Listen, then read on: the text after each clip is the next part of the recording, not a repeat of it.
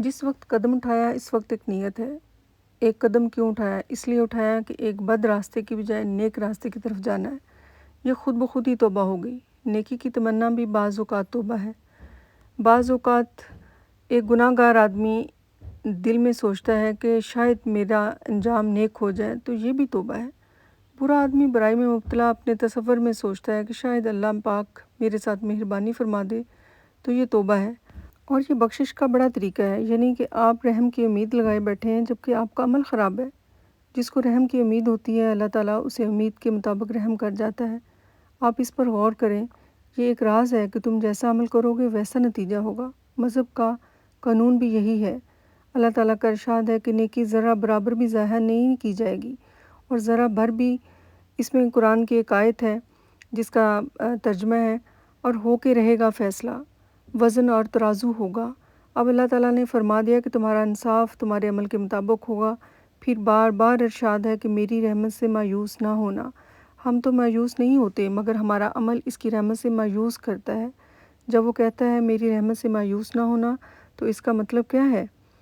کہ تو اپنے عمل کی بے عملی سے مایوس نہ ہو۔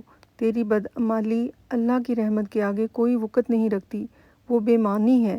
تو اللہ نے یہ فرمایا، وہ بار بار تو نہیں کہے گا، اوپنلی تو نہیں کہے گا، ورنہ کوئی نماز روزہ حج زکوٰۃ نہ ہو، یہ سب ختم ہو جائیں، نظام بھی تو قائم رکھنا ہے۔ ورنہ تو ایک بار حضور صلی اللہ علیہ وآلہ وسلم نے جوش رحمت میں ارشاد فرما دیا، قال لا الہ الا اللہ فادخل الجنت، جس نے لا الہ الا اللہ کہہ دیا جنت میں داخل ہو گیا۔ تو حقیقت تو آپ صلی اللہ علیہ وآلہ وسلم نے بیان فرما دی۔ جب فرمانے والے فرما رہے ہیں تو یہ کافی ہے۔ اللہ تعالیٰ کو جب یہ پتہ ہے کہ حساب کے ساتھ بات ہونی ہے، تو پھر یہ کہنے کی ضرورت کیوں ہے کہ میری رحمت سے مایوس نہ ہونا؟ یہ بار بار کہا، اب بھی آپ کو سمجھ نہیں آئی؟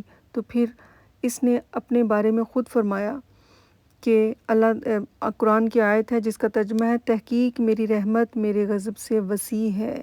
اللہ تعالیٰ اپنی کسی ایک طاقت کا دوسری طاقت کے ساتھ مقابلہ تو نہیں کرتا، مگر یہاں پر کرتا ہے۔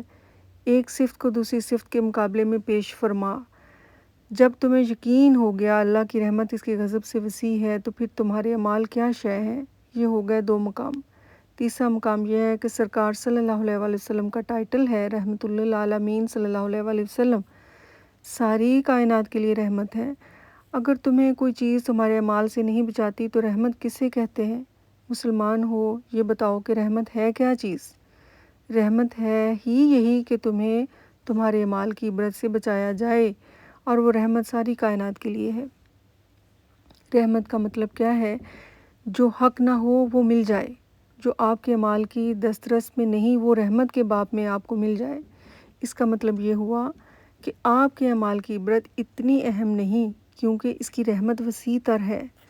پھر سب نے دیکھا کہ ابتلا والے معاشرے کو رسول صلی اللہ علیہ وآلہ وسلم نے بچایا اور اس معاشرے کو ممتاز فرمایا۔ گفتگو نمبر 27، صفحہ نمبر 183۔